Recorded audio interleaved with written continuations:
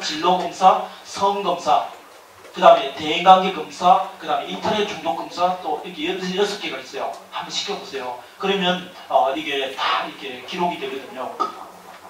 자, 그 다음에 두 번째는 우리 부모님들, 자, 이 사이트예요. 노동부에서 지원받는 워크넷이라는 사이트가 있거든요. 아마 우리 진로진학 상담선생님을 중심으로 해가지고 커리어넷은 엄청나게 많이 하실 텐데요. 워크넷이라는 사이트에 가입하면 이 애들이 앞으로 취업할 때까지도 써먹을 수 있는 사이트예요. 여기도 노동부에서 운영하는 사이트인데 여기에서 우리 부모님들 집에 가서 자, 요 검사를 해보시면요. 여기 무슨 검사인가 하면 여기에 중학생용 적성검사라는 게 있거든요. 중학생용 적성검사 하면 우리 아이가 뭐를 잘하는지 이게 나와요. 우리 아이는 말을 잘한다, 숫자에 강하다, 공간지각력이 있다 이런 게 나오거든요. 그러면 여기를 통해서 또 청소년 흥미검사, 적성검사 요 두 가지만 해보세요. 그러면 뭐가 뜨는가 하면요. 여기에 우리 부모님들 49쪽에 보면 그림이 나오는데요. 49쪽에 보면 이런 그림이 나와요. 우리 아이가 공부와 관련해서 끈기가 없다든지, 그 다음에 스스로 하려는 게 없다든지, 그 다음에 동기가 없다든지 등등 해가지고 요게 점수가 나오고 요기에 따라서 해설이 나오고 즉각적으로 애들이 한 20분 정도 하면요 즉각적으로 결과가 나오니까 그런 데서 저는 공부하고 관련된 자 우리 중학생 아이들이 이제 중학교 졸업하고 이거 못합니다. 중학교 때 하면 아이들이 학습 동기와 관련해서 우리 아이가 갖는 문제점이 뭔가 이런 것을 한번 해봤으면 좋겠다 그런 생각입니다. 자, 그 다음에 이제 우리 교재 49쪽에 한번 볼게요. 49쪽. 자, 부모님들 공부를 왜 해야 된다고 아까 제가 그랬죠? 앞으로 우리 아이들이 80, 90까지 그 직업생활을 해야 되고 직업생활을 하자면 공부하지 않으면 살아남지 못해요. 그러면서 아이들이 공부를 잘하면 좋은 대학, 좋은 직업 가질 수 있지만 공부를 해야 앞으로 나름대로 의미가 있다는 거죠. 자, 그 다음에 50쪽에 가볼게요. 50쪽에 가면 수학. 자, 수학을 잘해야 되는 이유가 뭘까요? 우리 어머님들, 우리 아이들이 대학 가는데 수학의 비중이 몇 프로 정도 차지할까요? 한 70% 이상은 차지합니다. 왜 그런지 아세요? 아이들이 12년 동안 수능 보면 국어 평균이 몇 점인지 아세요? 국어 평균은 60점 대해서 거의 비슷해요. 영어 평균도 60점 대 100점 만점 60점 비슷해요. 수학은 어떻게 될까요? 수학은 40점 돼요. 수학은요, 애들이 아마 여기 쌤들 시험 감독 가보시지만요, 가면 애들이 수학 문제 찍고 한 5분 내지 10분 안에 자는 애들이 많다고요.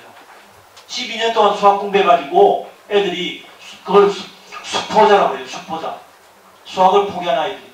근데 수학을 포기하면 절대로 좋은 대학교, 인서울은 절대로 못 가고요. 못 가거든요. 그러면서 수학의 비중이 그럴 정도로 굉장히 중요하고 또 이제 뭔가 앞으로 우리 아이들이 대학, 고등학교 가면요. 이제는 뭔가 교과서가 없어져요.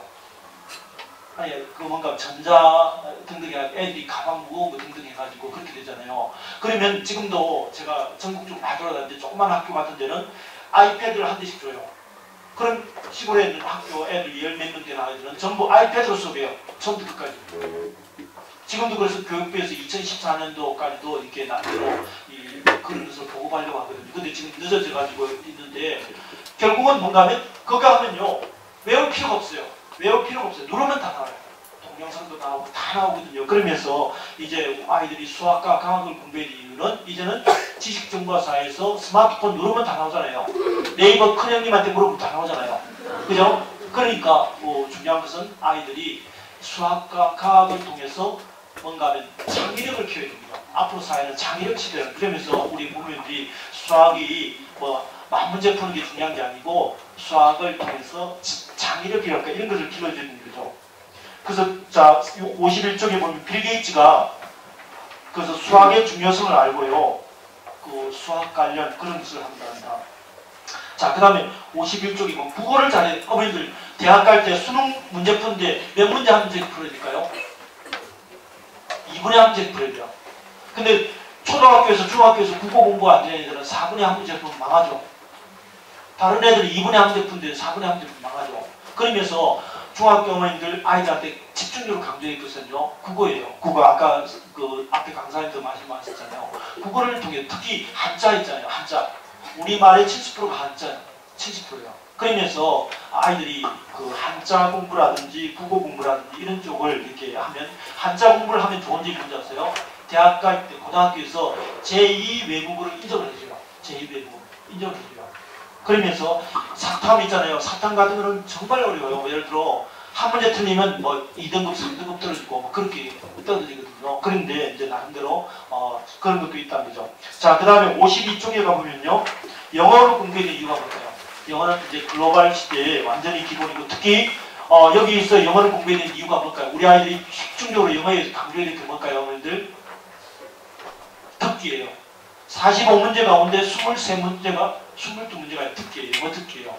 그럼 영어 특기를 못하면 그 애는 완전히 뭔가 하면 대학이랄까 그런 걸 못 가는 그런 사람이죠. 그러면서 우리 부모님들 아이들 이제 중학교 아이들이 혹시 부모님들하고 아이들하고 혹시 대화가 얼마나 되는지 몰라도요. 혹시 대화가 되는 애들이 있으면요. 어머님들 이렇게 하세요.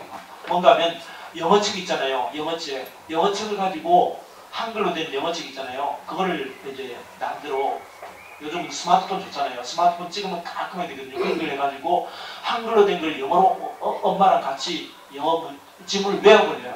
그러면 이게 나중에 영어는 기본적으로 그걸 영어를 외워버리면 반기문 영어법이 그런 식인데 지문도 필요 없고 문법도 필요 없어요. 그리고 그걸 하다 보면 특기가 되고 등등 해가지고 영어가 엄청 중요한 것 같더라고요. 자, 그 다음에 이제 오늘 주제인 55쪽부터 자기주도 학습 해가지고 자, 제가 준비하는데 요 교재와 똑같으니까 교재를 한 중심으로 한번 그래서 요거 한번 볼게요. 저는 굉장히 제가 가슴에 이게 와닿는 그런 거라서 제가 리아색 학습법, 그 다음에 MBTI 학습법 이런 것을 제가 굉장히 신봉하는데요. 자, 그래서 어머니도 간단하게 한번 우리 아이가 굉장히 외향적이냐 내향적이냐, 우리 애가 굉장히 꼼꼼하냐 안 그러면 우리 애가 굉장히 상상력이 많으냐, 우리 애는 따지는 스타일이냐 좋은 게 좋다는 스타일이냐, 우리 애는 미리미리 준비하는 스타일이냐, 우리 아이는 또 그때그때 달라야 하는 스타일. 이 네 가지 유형에 따라서 우리 애가 E형이냐 I형이냐 SNT, MBTI랑 똑같은데요. 지금 어머님들 관심 있어서 찍으시는 어머님들 있는데요. 그래서 요거 간단한 우리 진로진학 상담쌤이 전문가이신데요. 자, 다 찍으셨죠? 자, 그래서 요걸 볼게요. 이렇게 16가지 유형이 나와요. 16가지 유형. 요게 이제 어머님들 인터넷에 찾아보면 다 있는데요. 저는 ESFP라서 어머나 상위문자형 해가지고 이제 이상하다. 제게 아니라서 이게 사교적인 유형 등등 해가지고 저는 제 것부터 한번 볼게요. 저는 굉장히 EP라서 굉장히 활동적이에요. 움직이는 게 되게 좋아해요. 그 다음에 저는 굉장히 뭔가 하면 이쪽이라서 SF라서 사람을 굉장히 하는 쪽이고, 그 다음에 TP라서 적응력이 있어요. 순발력이 있어요. 저 아까부터 여기 와서 처음부터 끝까지 다 참석했는데 굉장히 세린중학교가 제가 근무하는 직장같이 편안함을 느낄 정도로 제가 적응력이 지금 뛰어나는데요. 그래서 굉장히 이런 각각의 16가지 유형이 있거든요. 그래서 이런 특징이 있어요. 저는 ESFP는 굉장히 활발하고 천방지축이고 가행행동하고 표정이 밝고 먹는 거 좋아하고 유행에 민감하고 외모에 관심 많고 노는 거 좋아하고 장난이 심하고 단순하고 솔직하고 목소리가 크고 말이 많고 뭐든지 급하게 치고 적응력이 뛰어나고 진지함이 부족하고 시간관이 부족하고 참여의식이 강하고 인사를 지금 저한테 딱 맞거든요. 그러면 이제 여기서 이제 저한테 맞는 직업이 있다는 거죠. 자, 여기에 이제 어머님들 이거 있잖아요. 제가 이제 이걸 해보면 이 직업을 가지면 성공하는 확률이 80%라는 거예요. 근데 다른 직업을 가지고 성공하는 확률이 30% 떠들어요. 그래서 이게 제가 나이가 이제 60대 되고 행정 일을 교육부 관련 일을 많이 하면서 느낀 건데 정말 절실하게 느끼겠더라고요. 그런데 문제는 뭔가 하면 유형별로 이제 중요한 것은 이제 E형 아이들이 E형 친구를 잘 사귀고 그 다음에 말을 잘하고 또 어디 가나 친구를 쉽게 사귀는 애들이 공부할 어머니들 이런 아이를 가진 애들이 엄마들은 애들한테 신경 써야 될 게 있어요. 이런 애들은요 예습을 시켜도 효과가 떨어져요. 저도 여기 오기 위해서 인터넷에서 엄청 찾아봤고 막 에바노트랑 저장도 했는데 못 찾겠더라고요. 한참 화도 벌써 왔을 텐데 왜 안 오지 해가지고 실제로 하고 당더라고요. 그래서 이런 애들은 어머님들이 애들한테 공부시킬 때 컴퓨터, TV, 핸드폰 이런 거 그 다음에 정리 정돈 하고 친구랑 너무 어울리지 말고 그 다음에 이런 애들은 선행학습에도 효과가 떨어져요. 그 다음에 경쟁자를 만들고 복습을 강조해요. 이런 애들 복습. 반대로 애가 좀 글을 잘 쓰고 그 다음에 사람을 사귀는데 진득하고 한번 사귀면 진득하게 사귀는 사람 있잖아요. 이런 애들은 뭔가 하면 예습을 시켜줘야 돼요. 왜냐하면 이런 애들은 미리 어머님하고 혹시 예습을 하면 수업에 좀 자신감이 있는데 예습을 하지 않고 수업했는데 돌발 상황이 오면 이 애들은 당황해가지고 완전히 페이스 잃어버리는 애들이에요. 그래서 이런 애들은 한 가지 과목을 지나치게 길게 계획 잡지 않고 지나친 공상을 피하고 그 다음에 감독 한 사람 필요하고 수업 전에 반드시 예습을 하고 모르는 것을 적극 질문하고 힘들 때는 이런 애들은 힘들 때는 푹 쉬어라 해야 돼요. 그 다음에 앞에 애들은 힘들 때는 나가 놀아라 해야 돼요. 그리고 한 문제 가지고 너무 오랫동안 하지 마라 이런 쪽이에요. 이런 게 있고 그 다음에 S형 아이들 어떤 특징이 있다는 거죠? 굉장히 꼼꼼하고 구체적이고 막 이런 그런 아주 미시적인 그런 거에 관심이 많은 애들인데 이런 애들은 노트 필기만 열심히 해서 선생님 말 안 듣는 애들이에요. 그래서 이런 애들은 공부할 때 전체 계획을 짜서 정해진 진도에 맞춰라. 너무 꼼꼼하게 하기보다는 편하게 두 번 봐라. 지나치게 부분에 집착하지 마라. 필기 너무 집중하지 마라. 그 다음에 정답대로만 하려고 하지 마라. 독서를 말이야. 이런 애들이 약한 게 전체를 보는 눈이 약하기 때문에 이런 애들은 집중적으로 독서 교육을 강조해야 돼요. 반면에 N형 아이들은요, 이런 애들은 앞으로 이제 그 중학교에도 이제 수행평가에서 풀이 과정이 나오잖아요. 그렇게 해서 1학년 혹시 있으면 이런 애들은 불리함이에요. 왜냐하면 노트 필기 진짜 성의 없이 하고 그 다음에 대충 넘어가고 답도 이리지리 맞겠지 하면서 넘어가고 채점할 필기하는 연습이랄까 이런 게요. 요즘은 대학 가는데도 풀이 과정을 있잖아요. 그래서 이 풀이 과정이라 논술, 이제 대학 가는데 제일 중요한 게 논술이거든요. 수시가 아까 많다고 했잖아요. 수시에서 제일 큰 게 논술이에요. 논술은 결국 풀이 과정, 글 쓰는 과정이에요. 그러면서 우리 혹시 N형 아이들이 있으면 우리 부모님들이 아이들한테 뭔가 풀이 과정이랄까 객관적 데이터 이런 쪽을 해줘야 되고 그 다음에 따지는 애들은 어머님들이 공부를 왜 해야 되냐 동기유발 아무 필요 없어요. 이것부터 해줘야 돼요. 공부를 왜 해야 되냐 동기부여 그 다음에 공부를 왜 해야 되냐 이거부터 먼저 지가 터득해야 돼요. 그리고 T형 아이들은 약한 게 이거예요.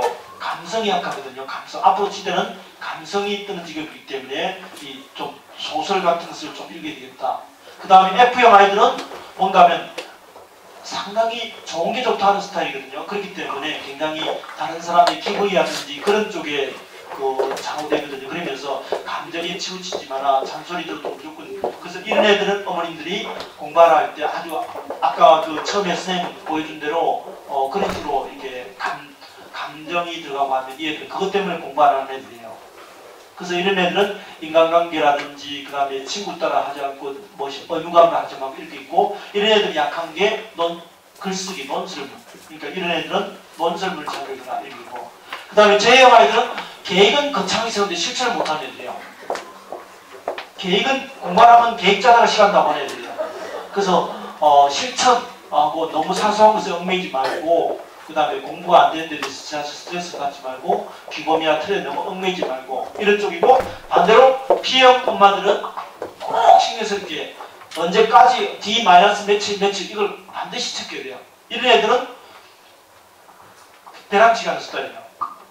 제가 전형적인 P형이거든요. 원고 청탁에서도 맨날 고민만 하고 안 하다가 몇 번 전화 와야 그때 보내요. 그때. 그래서 이런 엄마들은 반드시 뭔가 계획을